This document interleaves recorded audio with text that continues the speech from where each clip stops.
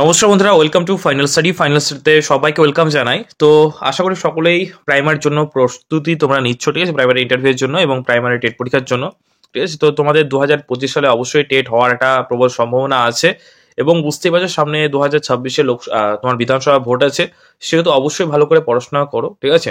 Interview notification delay হচ্ছে অবশ্যই, তো অবশ্যই প্রিপারেশনটা চালিয়ে যাও। কখন চলে আসবে বলা খুব মুশকিল, ঠিক আছে। প্রস্তুতিটা কিন্তু অবশ্যই এখন থেকে কিন্তু নিতে হবে, তার কারণ প্রাইমারি ইন্টারভিউটা খুব একটা ছোট জিনিস না, এটার জন্য তোমাকে অনেক আগে থেকে প্রস্তুতি নিতে হবে, ঠিক আছে। তার কারণ এখানে তোমার ডেমো ক্লাস রয়েছে, তোমাকে অ্যাপটিটিউড টেস্ট দিতে হয়, এটার জন্য প্রচুর প্র্যাকটিস লাগে। ছেলেমেয়েরা ভাবে জাস্ট একটা বই নেবো বা ইন্টারভিউ নোটিফিকেশন কয়েকটা এক মাস আগে বইটা কমপ্লিট করে চলে যাবো, হয়ে যাবে না। টিচিং তুমি চাকরি পেতে চাইছো, তাহলে তোমাকে টিচিংটা প্র্যাকটিস করতে হবে ডেইলি লাইফে, এবং সেটা রেগুলারলি কিন্তু প্র্যাকটিস করতে হবে, ঠিক আছে। নাহলে কিন্তু তুমি মানে সেই জায়গায় গিয়ে তুমি ভালোভাবে উপস্থাপন করতে পারবে না ব্যাপারগুলোকে, ঠিক আছে। তো অবশ্যই তোমাকে আগে থেকেই প্রস্তুতি কিন্তু নিতে হবে, ঠিক আছে। মানে পড়ানোর জন্য তোমাকে প্রয়োজন পড়লে তোমাকে টিউশনে পড়াতে হতে পারে। তো যাই হোক, এই নিয়ে একটা ভিডিও বানিয়ে দেবো কিভাবে তোমরা ইন্টারভিউর জন্য প্রস্তুতি নিতে পারো। তো ইন্টারভিউর জন্য কিন্তু কোনো সিলেবাস নেই, বা সিলেবাস পর্ষদ থেকে কিন্তু দেওয়া হয় না। তো আমরা যতটা ধারণা করছি, যেই বিগত বছরের প্রশ্ন এসছে, ঠিক আছে, বিভিন্ন ক্যান্ডিডেটের সাথে কথা বলে যতটুকু আমরা জানতে পেরেছি, সেই সমস্ত টপিকগুলোকে আমরা সিলেক্ট করে সেই সমস্ত ক্লাসগুলো করাচ্ছি। অবশ্যই ক্লাসগুলো দেখবে এবং এই ক্লাসগুলো থেকে কিন্তু তোমরা প্রশ্ন কমন পাবে, ঠিক আছে। তো চলো, আজকের ক্লাসে আমরা ভারতের জনগণনা অর্থাৎ ইন্ডিয়ান যে সেন্সাস, ঠিক আছে, সেটা নিয়ে আমরা আলোচনা করব, যেটা তোমার আদমশুমারি নামে কিন্তু পরিচিত, ঠিক আছে। তো এটা অবশ্যই ইম্পর্টেন্ট একটা টপিক, এখান থেকে কিন্তু বিভিন্ন সরকারি চাকরির এক্সামে এবং প্রাইমারি ইন্টারভিউতে কিন্তু প্রশ্ন করা হয়। ওকে, তো চলো শুরু করছি। ভারতের প্রথম জনগণনা হয়েছিল, এটা জানতে হবে, যে 1872 সালে। তবে 1872 সালে ভারতের প্রথম জনগণনা হলেও 1881 সাল থেকে তোমার 10 বছর অন্তর ভারতের জনগণনা কিন্তু হচ্ছে। মানে প্রথম জনগণনা হয়েছে তোমার 1872 সালে, তবে 1872 সালে কিন্তু পর 1881 সাল থেকে এটা কিন্তু কন্টিনিউয়াসলি কিন্তু মানে প্রসেস কিন্তু শুরু হয়, ঠিক আছে।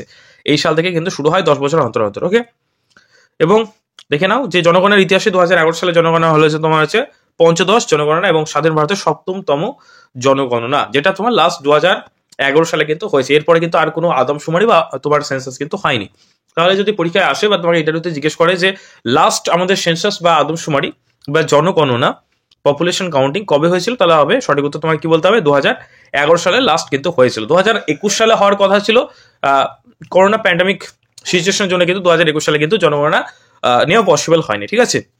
পরীক্ষার প্রশ্ন আসতে পারে সেই সময় গভর্নর জেনারেল কে ছিলেন, সঠিক উত্তর হবে লর্ড রিপন। ওকে, এবং সেই সেন্সাস কমিশনার ছিলেন 2011 সালে, সেটা হচ্ছে সি চন্দ্র মৌলি। ওকে, এবার চলো আমরা মানে কি রকম প্রশ্ন আসতে পারে সেটা নিয়ে আলোচনা করি। 2011 সালে সেন্সাস থেকে কিন্তু প্রচুর প্রশ্ন আসে, তার কারণ আর কোনো সেন্সাস কিন্তু হয়নি, ঠিক আছে। নেক্সট পরবর্তীকালে আবার সেন্সাস কিন্তু হওয়ার সম্ভাবনা কিন্তু রয়েছে। ওকে, মানে 2031 সালে। ওকে, জনগণনার স্লোগান কি ছিল 2011 সালে? আমাদের জনগণনাই আমাদের ভবিষ্যৎ, আওয়ার সেন্সাস আওয়ার ফিউচার, এটা ছিল জনগণনার স্লোগান বা থিম। ওকে, মোট জনসংখ্যা কত তোমার হয়েছিল? 211, সরি 200 বলছি কেন, 2011 সালের জনগণনা অনুসারে মোট জনসংখ্যা কতজন ছিল? একদম টোটালটা একটু জেনে নাও।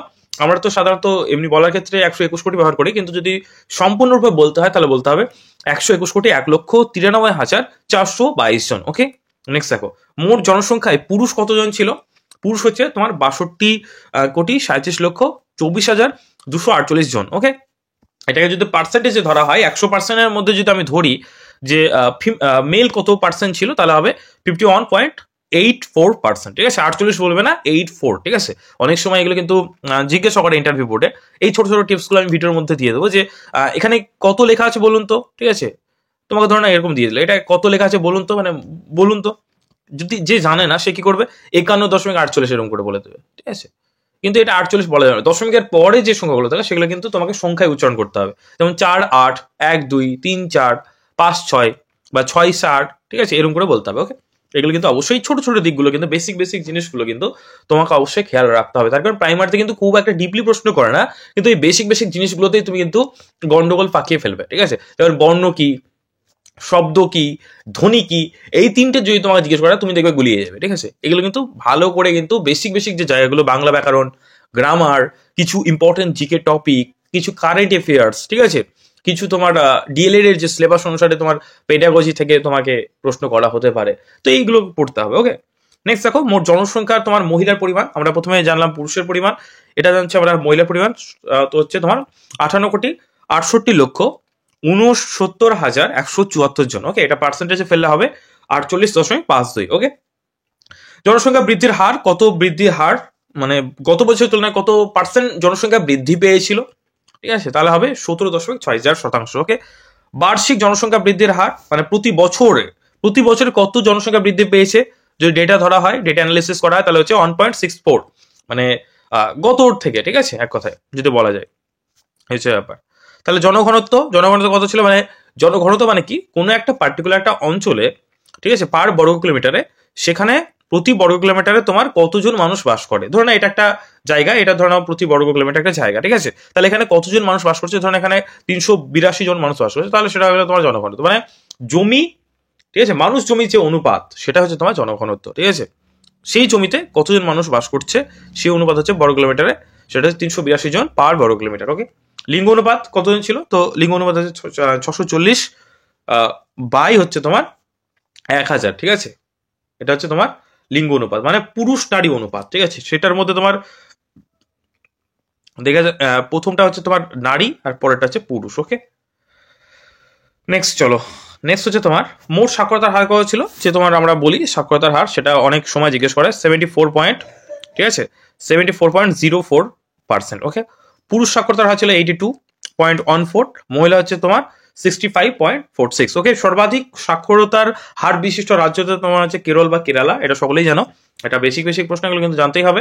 সর্বনিম্ন সাক্ষরতার হার বিশিষ্ট রাজ্য হচ্ছে তোমার বিহার, সর্বাধিক সাক্ষরতার হার বিশিষ্ট হচ্ছে কেন্দ্রশাসিত অঞ্চল হচ্ছে তোমার লাক্ষাদ্বীপ। ওকে, এগুলো কিন্তু জানলে কিন্তু হবে।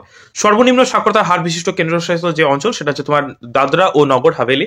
আমাদের কতগুলি কেন্দ্রশাসিত অঞ্চল আছে সেগুলো কিন্তু অবশ্যই ধরে, কতগুলো রাজ্য আছে, কতগুলো জেলা আছে, এগুলো অবশ্যই কিন্তু জেনে যাবে। ওকে, সর্বাধিক মহিলা সংখ্যা বিশিষ্ট রাজ্য হচ্ছে তোমার কেরল, সর্বনিম্ন মহিলা সংখ্যা বিশিষ্ট রাজ্য হচ্ছে তোমার হরিয়ানা, আয়তন সবচেয়ে বৃহত্তম জেলা হচ্ছে তোমার কচ্ছ, যেটা তোমার গুজরাটে অবস্থিত। ওকে, নেক্সট দেখো আয়তনের সবচেয়ে ক্ষুদ্রতম জেলা হচ্ছে তোমার মাহি, যেটা তোমার পুদুচেরিতে অবস্থিত। ওকে, জনসংখ্যার সবচেয়ে বৃহত্তম রাজ্য সকলে জানো উত্তরপ্রদেশ, ইউপি। জনসংখ্যা সবচেয়ে কম জনসংখ্যা বিশিষ্ট রাজ্য বা ক্ষুদ্রতম রাজ্য হচ্ছে তোমার সিকিম। তাহলে বেশি মানুষ বাস করে কোথায়? জনসংখ্যা আর জনগণতার মধ্যে গুলিয়ে ফেললে চলবে না, ঠিক আছে। পপুলেশন ডেন্সিটি আর পপুলেশন গ্রোথ দুটো আলাদা। কোনো একটা বছরে যত মানে পপুলেশন কতটা বেড়েছে সেটার হারকে বলা হয় জনসংখ্যা মানে গ্রোথ, আর সেই মানুষ অনুযায়ী, সেই জমি অনুযায়ী কত মানুষ বাস করে সেটার যে অনুপাত সেটাকে বলা হয় জনঘনত্ব বা পপুলেশন ডেন্সিটি। ওকে, আশা করি বুঝতে পেরেছো। এবং দেখো অনেক সময় জনঘনত্ব সবচেয়ে বৃহত্তম রাজ্য কি কেউ উত্তরপ্রদেশ বলে দেয়, তো এই জায়গাটা কিন্তু গুলিয়ে ফেললে চলবে না। বিহার উত্তরপ্রদেশ থেকে তোমার জায়গা ছোট, সেই অঞ্চলের তুলনায় সবচেয়ে তোমার বেশি মানুষ বাস করছে, তো হচ্ছে তোমার বিহার। ওকে, জনঘনত্ব সবচেয়ে বেশি বৃহত্তম রাজ্য, জনঘনত্ব সবচেয়ে ক্ষুদ্রতম রাজ্য মানে কম বাস করে, জায়গা অনুযায়ী কম বাস করে মানুষ, সেটা হচ্ছে তোমার অরুণাচল প্রদেশ। ওকে, জনঘনত্ব সবচেয়ে বৃহত্তম কেন্দ্রশাসিত অঞ্চল সেটা হচ্ছে তোমার দিল্লি। ওকে, জনঘনত্বে সবচেয়ে তোমার বৃহত্তম কেন্দ্রশাসিত বলেছে, ঠিক আছে, যেটাকে সেন্ট্রাল গভর্নমেন্ট তোমার অপারেট করে। জনঘনত্বে সবচেয়ে ক্ষুদ্রতম কেন্দ্রশাসিত অঞ্চল হচ্ছে তোমার আন্দামান নিকোবর দ্বীপপুঞ্জ। আয়তনের সবচেয়ে বৃহত্তম রাজ্য হচ্ছে তোমার রাজস্থান, আয়তন সবচেয়ে ক্ষুদ্রতম রাজ্য হচ্ছে তোমার গোয়া।